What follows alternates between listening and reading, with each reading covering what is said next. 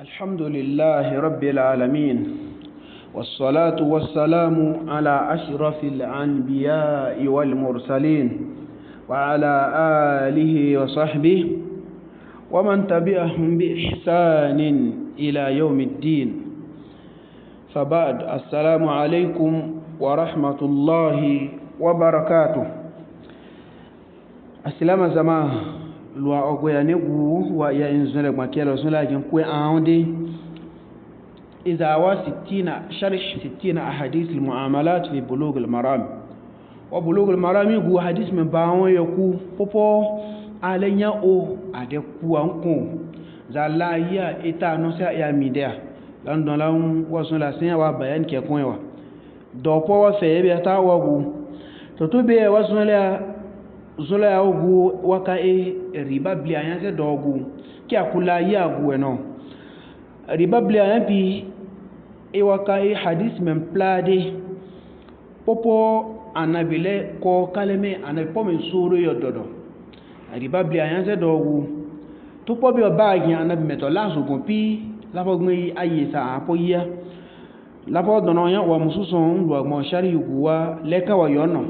to go wagba lambe tawa yode so la gmesanke riba blia riba babu riba a fasala kiagu to go weme ilambe tawa hadith bi ubada bun samit ime hadith bi radiyallahu anhu lo yoda a tabata keme ubada wa bun samit sahabi kinyo pisasa ame qala rasulullah sallallahu alayhi wa sallam ame annabi ana polo fo yin son ke az-zahabu biz-zahabi po men suru po annabi ndo do me pio po ikun wan ya ade kun o piogu ame wura to le ya nwuro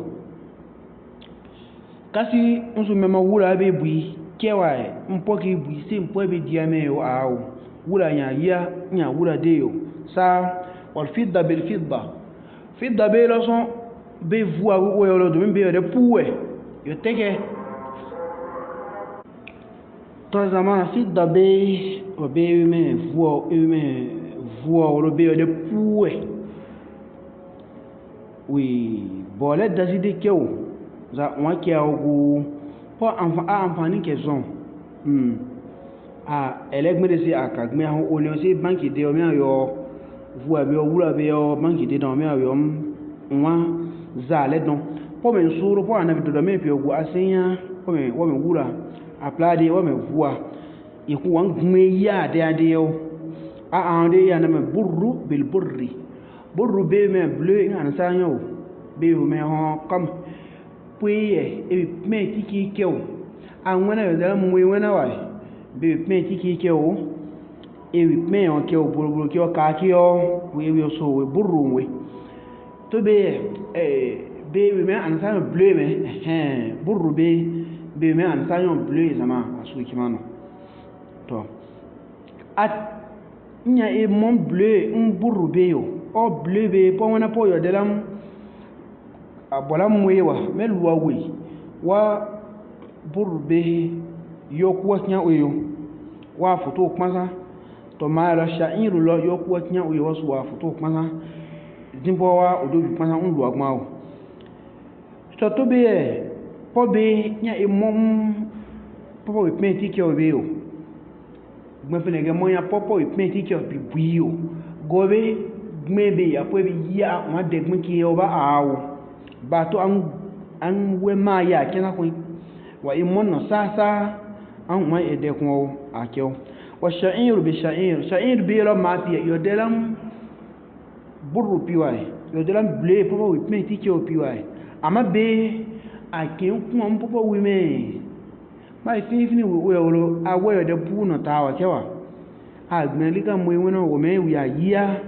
wika dupogu awe yo delam biwa melu awe simejile wa pobi won futo okmana to wa pobi kmana to wa fe bi kmasa popo akuwa kian uilo e wa nya o po men suru po anabi to do ikun wan gbin ya ade yo pio anguwa wan futo kmana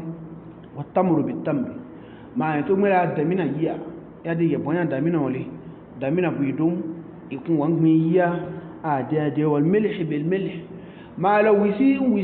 do wanyo tongolo do gbe su me kebe atie ya kebe awena ya kebe kaza ya aw ikun gbe ya de po men suru po anabi do me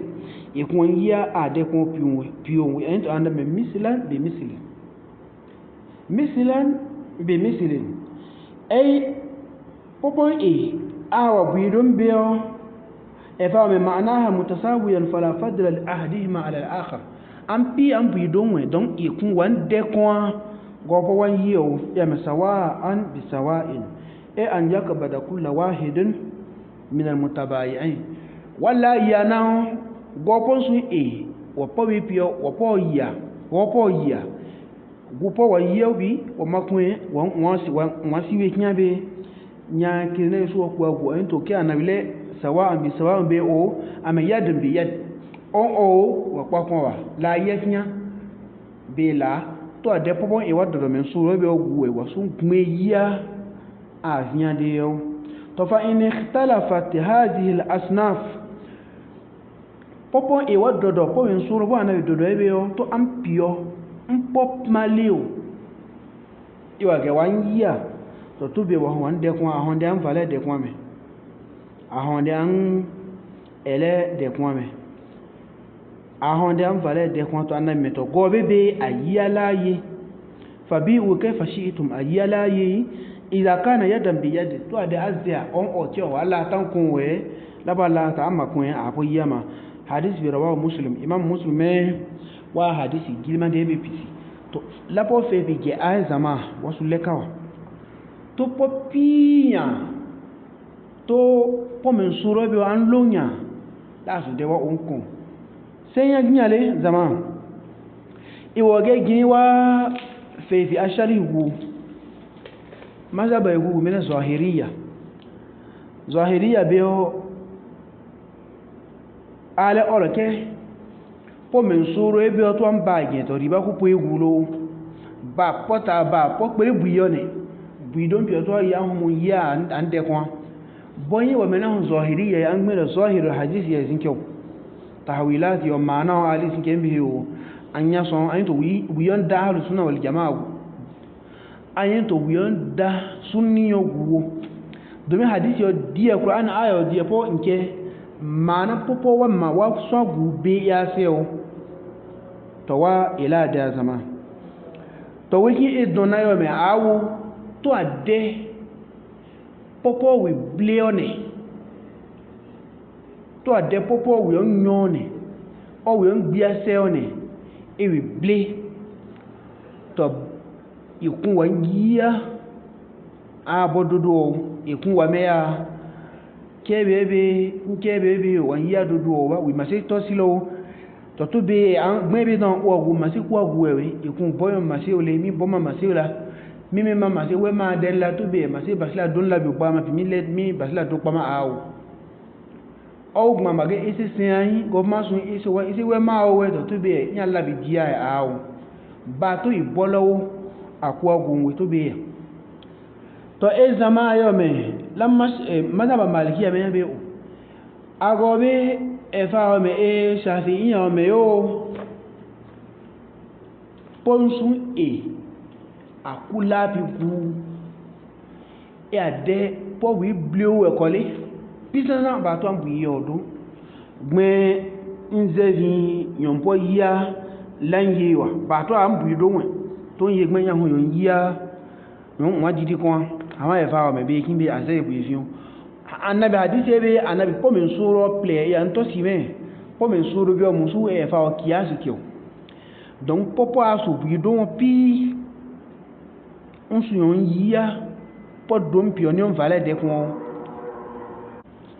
to be zama gupo wa fe pi kula ti ay mende yo mazabe ku mene zahiriya mu be alisin ken kiasi o anyen po anabi obi alo bi ame bi mama ama wa efa jumhuru ame awo popo anabi ntodo le suru won o hadisi yebe guwe bi yo po bi yo sila ya anabi mume po me asilo ya anabi mume donc wa zevinza wanyo popo abu do won pisansa wan yiya wi on dele ko ba awo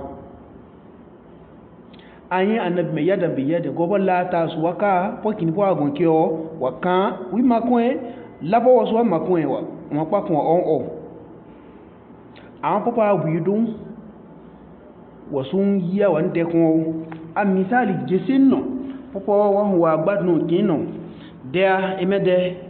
nyama gbe omo naira defu baba naira defu be baba naira kwikwi tianya ta naira kwikwi wiya ke baba wiya yiye kwa lawo bo banki pi mago papa liye to omo naira podes ngado ume zingado ngwazo nya kpama ngba ni naira zingado kesi keke nya okile kya ya delo adefu nyi to be nya haramu po buidunwo an bia sa an kima sa iwa nyiya u yon dele kwawe be mawo to be wa hadise be oro me nya pop mali seni je ni pop mali luo ama po buidunwo nya fo yom yo ma e popo ade pop bleo ewi onyonyolo wa fei bula po honto wale ta kyan domi popo ribale gi aknya nyale ma yo khan min hadith po wa se wa hadith bi gula ademe yo inma yakunu min naw'ain al-mazkurin yani popo anyi wa giri babliyi pole plane yani ish'aran omede yo as-saman to popio ya e po wa sike o ta'am o ablia po ko agubi wa me yo ke nya be bui po don ne yo me wa me ke una de ke nya o ke na de ke anya sabu me to ma ko be bui ya ma ke wa akun ke dia me to be haramu o ke bebe nwa be ya won defu ya o ki ma nwa o kire nai nyin ma ke be pa ma ke wa bi ni ki pa ke wa etia biya zawa zama to efamelo inna hadhihi al-ajnas sita hiya al-ajnas ar-ribawiyya al-mansus 'alayha ko men suru po do be o popo anabi mu'min we yan olo men dalili yo ama li ya'lam anna kullu sawa'un fi hadha al-hukm wa idno ke popo asu bidon pisansa osun ya yon de fun zama la po be denwe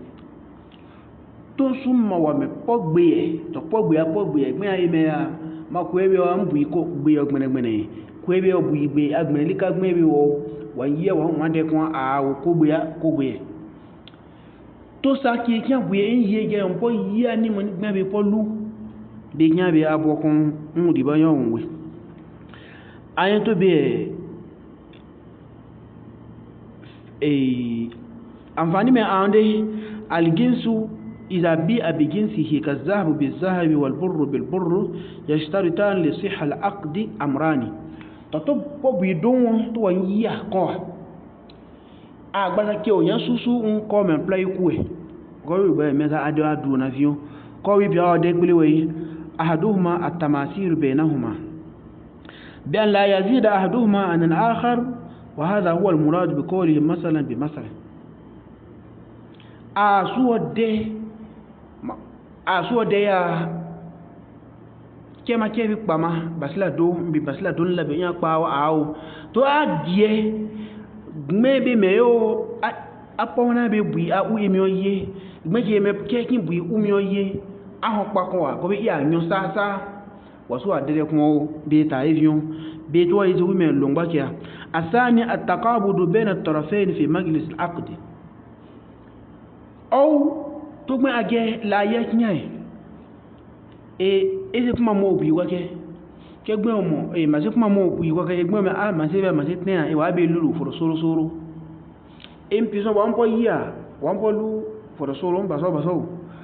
ya ho npo yia to gbe be po bu unu ye ni a po be lu be ta e fi lo e fa o etia be ta e fi to mai amfani me ande amma ila kana al-bay'u bayna al-jinsayn ka-adh-dhahab bil-fidda aw burr bit-tamri fala yashtaritu illa shartan wahida faqat wa huwa at-taqabud bi majlis al-'aqd amma to ade pobu idodo one lan donontia nera nsefao wai wan yiya kon wa o wai wan lomba ke kon wi olu o ese maseo po ku eknya be me de wa gela yeknya gbe be apo ya to gbe be la ime mpo be ma yi so yo mpo be ya bi aduru ma be problem eku ta eku ogbo me nera ma yi to sefa fere ti akewa gbe be sefa inera so agbe be kewa be knya po bu dudu wa onwe po ku ogwe me de wa mon la ya sali o wi zonle wi makon to e be ba gen ta eku be knya be ogulo ba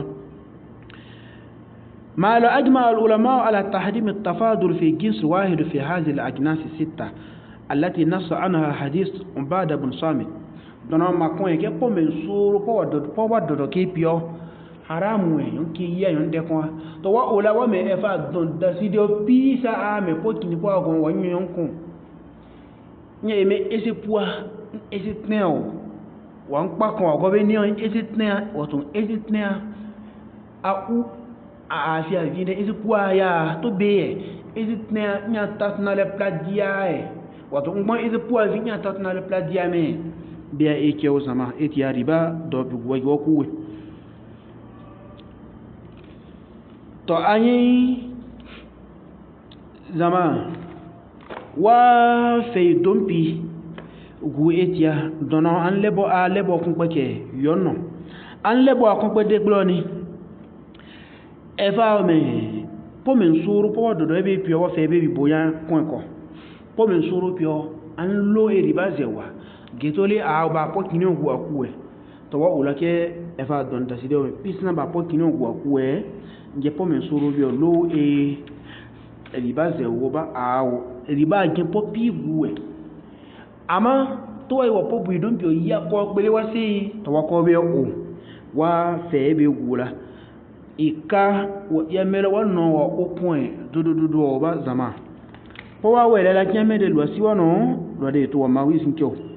asa wa pan tugbe son ise ya la kala bole ke o ko wa gwenele la o to go we son ake tan de an pan we ade ake son wa kuma on lo wa sebe tawa lo ayin to go pi lo me lo to ma wisin keo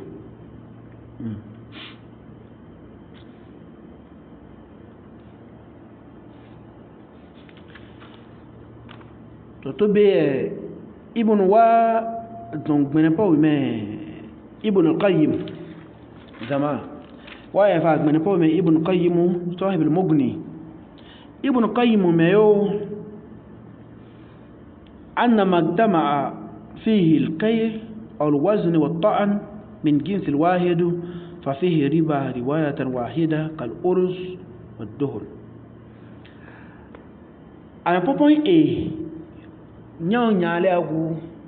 لان دون واكيبي نيوي لان إسي وانوي واكيبي نيو تاقوه زاقو gbẹ́bí sán àgbé àwọn àyán lánní síwà oníṣíká tó ogun ẹwẹ́ kìló kẹwàá ó lè ti kẹwàá olóòsàmá don popo wa bia nyon tagu wa nyon zao kebe son agbia e wa zinkeo to e po dema wa dona gbene po me ibn qayyim am fa fihi riba fun gian guwe don to be etia jumhur ulama wa nyai wa taguwe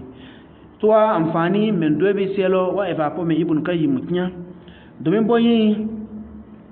أما وهذا القول العلماء الأمصار في القديم والحديث أما دونك بني يونزا نيا نتيو داسيديو لابوا أموي دوين بني يا ميو وما عودم فيه القيل والوزن والطعن واختلف جنسه سينكي ومن بوبو ويا نيونزاغو مبو ويا نيونغياو مبوبو أبليا مبوبو وي أبليا موسو iwa zinke wo pole ahonbeo ibn qayyim meme dono me riba ahun gian wuwe ama popo wiya anyo zagu wiya gbi anyo sun o ba anke wa ja bleno to riba nya e fa o nya don wo guwo o nke nya men do e fa o aguwo bele o le bon kon pe wo guwo يا ملو وما وجد فيه الطعن وحده أو قيل الوزن من الجنس ففيه روايتان ثم لو أبو ablia vale po avi na yan se dogu ado kontiti sabu e di ba yi anya sabu meto waye wa yia wa de kon ou anyo côté an gbia lan gbia bu ye de kon asabu nye meto wa di ba yan owa amenya le bla wa gu am al ula yan se me de halluhu insha Allah taiku adiba vion za an na yo de kon ko adiba vion nyata untia mo yoku me greffé mo yoku me ordinaire to e fa be anya be o wura ko dunwoni me po ne wo ho nyo to gwa gbia kote ahun kan gbia de kon ma gbia kote lo an vale yo de kon to me ordinaire po ma we be mo kekiri na ke we wo ho wa tatunale do ya dabo mo grivé ki lo wa men do quantity ya dabo donc am valeur de am blia côté anna de kon amato su ya côté kinya an nyogu a honde mo kiri na be a genza gude a grivé ki ya en tout cas popo agu nyo côté e di ba itagu au blia na côté e di ba itagu nya le player fa owe nya po so wa e va bi gbagma e me de ke atai vion wa hom de kon wa hom valeur de kon wa fon ya an gbia ide kon sama ame atai vion to ayento kewa te alena pizien sinya wa sanya po wa mi de ame wa sahihun nya po e wa do bi pizna sama po dan ho so po zio awa nya bi ku ma taqaddama ame nya po wa do usanya bi po ya do akio anna min anna riba in ipo me riba huwa fi majtama fihi alqayl aw alwazn ma at-ta'an popo aguwa e riba ya o me de popo ablia agbia ya kote yo nyo zagu za pele buye ke be fon si po e po bi o pa nya gu pisansan to riba agyan gutia riba ya agyan gutia fa inna adamu hadhani alqaidani aw adam ahduhuma fala riba fa in udima ton su eyan pa wa dodo ebe yo wa kuama la gbedi yagu to tayi ku riba ya ku welo wallahu a'lamu do amet don zama wa fe bi riba ya akaka kon ba wa ku bene on ton su te agmene on se ele yan bi o la to wa dodo igige mama e donc la po wa o wi agbadon gese no e wa dodo kon ago be go po odu pi ozu popo isen gben o ndo agbon ade oli fon gbe a insha Allah e fa poku kin aliya nya o ade domi hadith yo no po fiku po ase azon se no no me ahon bo me kon la po o pi etia amma bi gulo po isen gben o ade ahon gbe a lo to ma son wisin ke o wa akhir da'wana alhamdulillahi rabbil alamin ndo agbon o riba se dogu wala laknyanwe babu hu me al-ina babu ina to lo ade we la po ade popo anyi wagi insha Allah zon la sia wa ya la wa febo lo asiono wassalamu alaikum wa rahmatullahi wa barakatuh.